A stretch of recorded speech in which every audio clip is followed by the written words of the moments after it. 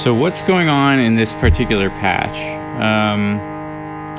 The whole thing kind of starts over here with Marbles, which is Mutable Instruments Random Sampler. The idea behind this module is that it's kind of an elaborate sample and hold, both for kind of rhythmic features and pitch. So let's start by looking at how kind of the drums and percussion work here. I'm just going to turn a few things off so we can really hear what's going on. Kind of start this back up. And this is kind of the first pattern here. Basically, we have in the T section of Marbles, it's sending out a kind of drum pattern. That actually we're gonna just attach this, so it'll be an unmodulated kind of drum pattern.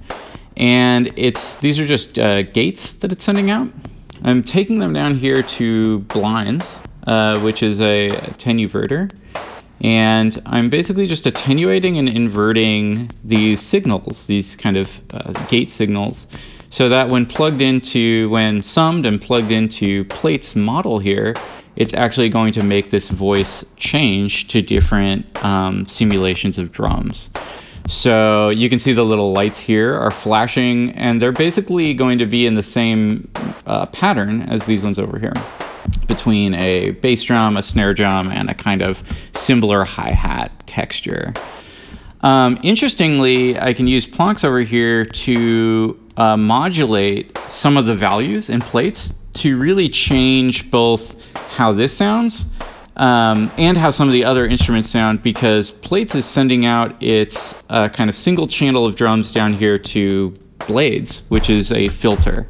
And Blades has both drive and resonance as something you can modulate. So check out how it changes when you bring in the different features of Blades. So you can get some really kind of big, crunchy drum sounds out of Plaits, from a kind of intro kind of texture of drums to what I imagine is like a chorus. The other thing going on with percussion in this patch is I've got 2 Euclidean patterns from Pamela's new workout heading down to this little disting module over here, which has some drum samples on it. And if you bring these in, you can actually take out the main drum. And it's just a little, a kind of, another hi-hat and a little bell. And they're going into the FX Aid to get a little bit of delay and reverb. So we can hear that on this one really well. When I take it out,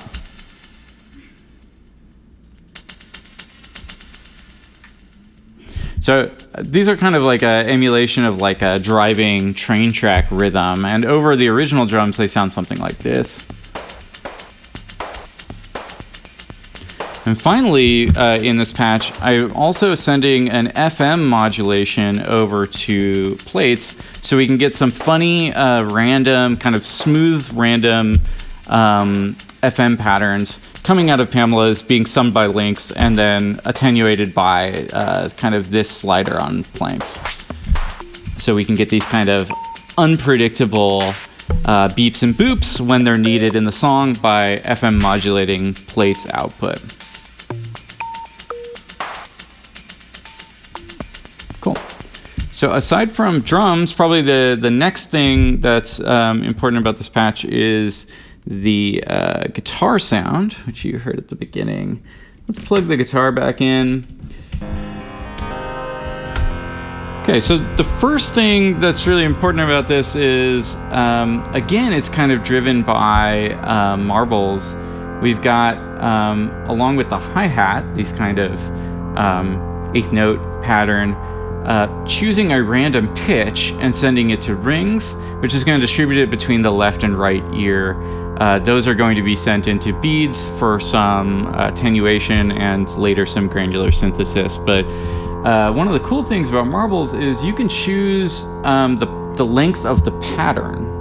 And right now, if I have this frozen, it's sending a 1-beat pattern to rings, and rings won't be excited by a pitch in unless that pitch is changing. So if I unfreeze it, suddenly you hear not a set eighth note pattern, because if ever it does two notes that are the same in a row, rings won't be excited. This is a kind of resonator that's using a comb filter to kind of sound like sympathetic strings, like if you play a guitar and the other strings resonate. And interestingly on rings, like normally you would play it something like this.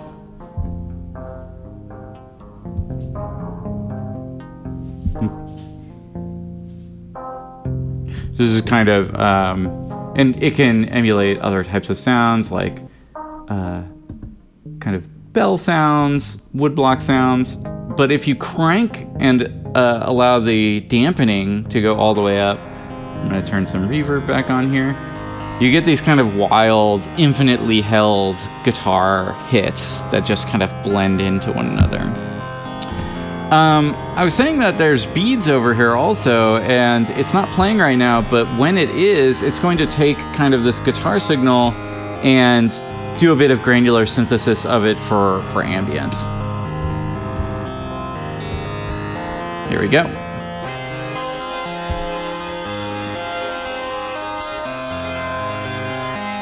And you can also kind of clock this pattern.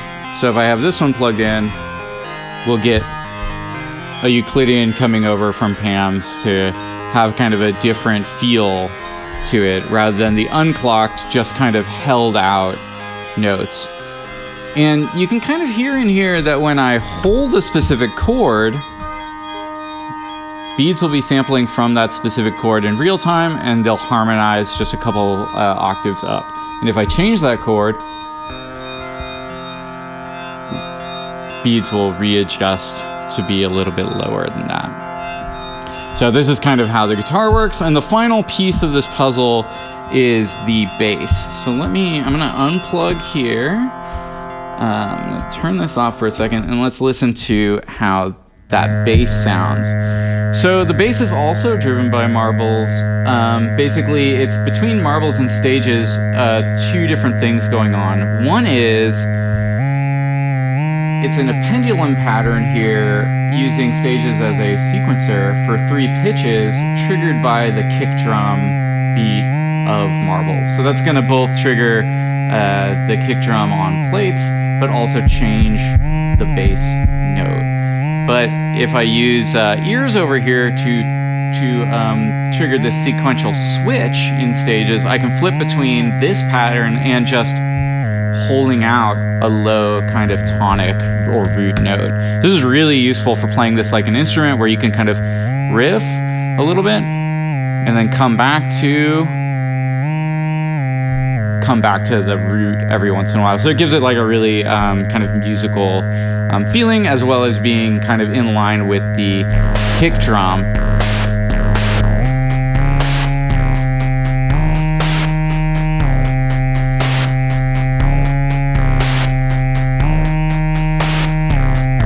And then what I really like about this is that when it's just holding out this root note, the kick drum kind of keeps going, so it separates them for a moment to kind of hear the difference, let them trade off a little bit like that.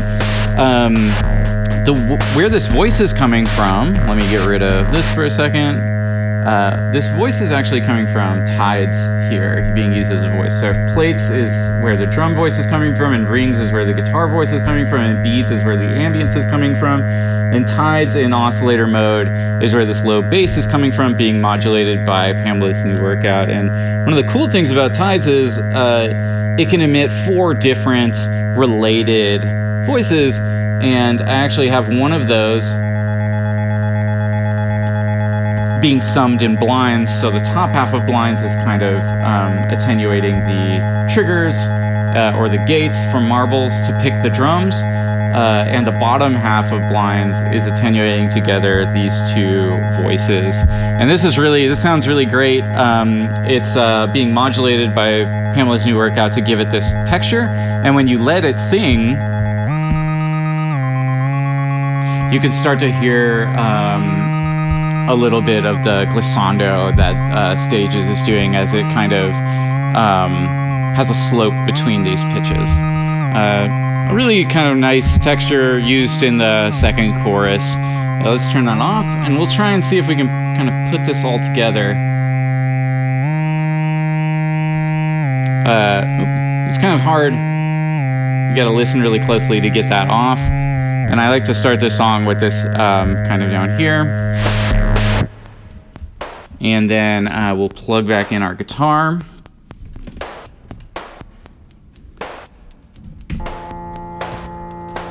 One thing I didn't mention is that when Marbles has the kind of pitch here frozen because it's only 1 beat long, I'm still resonating, I'm still exciting rings by sending the auxiliary from Plaits out, so we're getting a little bit of guitar resonance almost with every drum hit.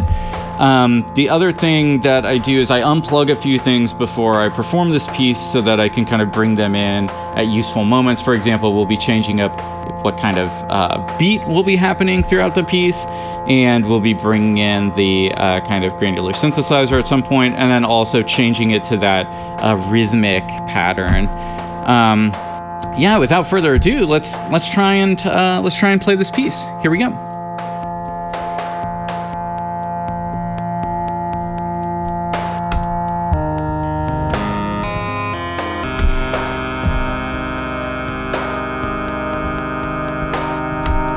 So I unfreeze these, and I try and pick a good final chord to add a little bit of melody here. That one's not the best. I could have probably waited one more beat to get a higher, like a fifth. Let's see if we can get a good one here.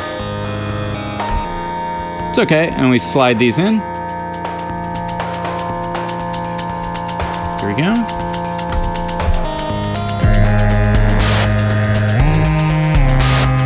So bringing in the bass and the drums at the same time, and then starting to have a kind of relationship between them, using ears to gate the sequence. Kind of let them play together for a bit, and then split them apart here with a little bit of resonance in the middle. And I gotta bring in the voice right here. This is really tricky to do this. Enjoy having the granular synthesizer in now.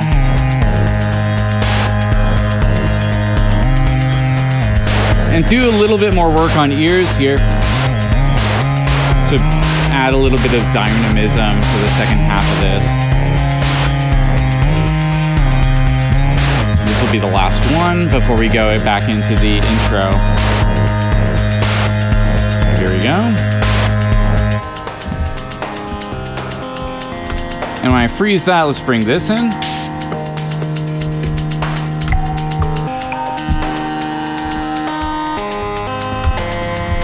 So there's something different the second time we do it. And the drum rhythm will start to change too. Oh, nothing came out that time. So sometimes I'll let this one go a little longer. Sometimes the random pattern isn't gonna kind of deliver these type of high tones, so it's a bit of a luck of the draw when you're performing if you'll get some good stuff or not. But let's finish this passage. And then this last one, I'll do it twice as long, bring this up, start to fade in that high bass.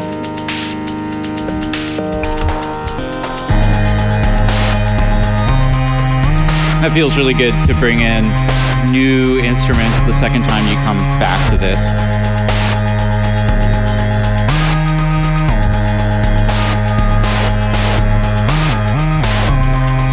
Sometimes, like in the second one, I don't change very much because I just like to enjoy it.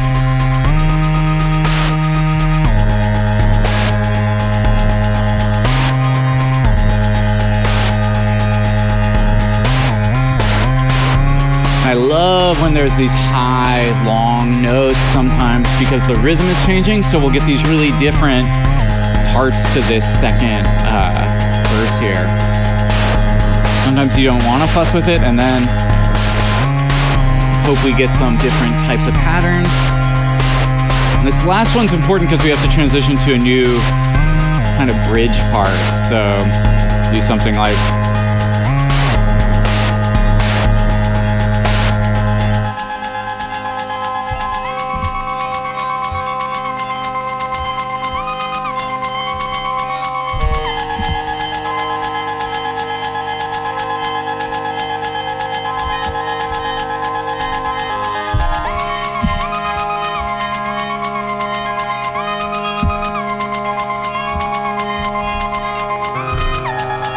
And I like kind of showing off the different parts. So here in this bridge, we're really focusing on the high part of that bass voice. Bring in more changes in the second half.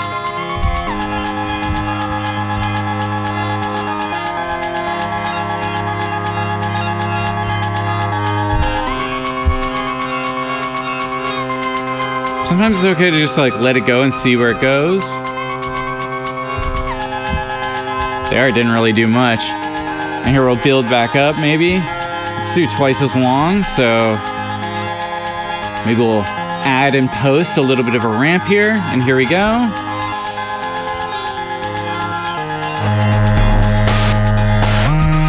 For the final chorus, we got to figure out something new to do here.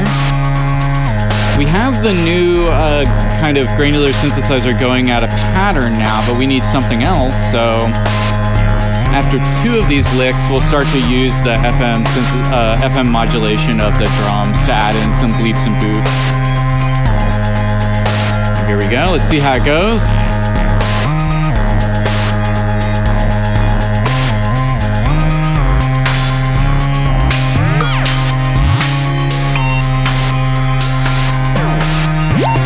Yeah, that's good.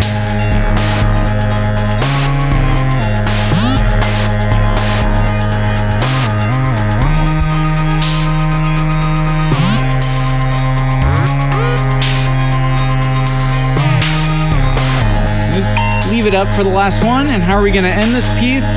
Really simple way we do this is we just turn everything off. So Pam's just stops. Marbles isn't sending anything. But we could still change the sequential switch down here to get this final root note and fade it out in post. And that's the end of this track. So usually I'll record directly to the Zoom here, bring it into Ableton, and then do a little bit of work with the auto filter, maybe auto pan on an operator noise source for some sweeps and a little bit of mastering. And I'll also add the Metheny sample in this case. So if you want to hear the full track, check out the link below.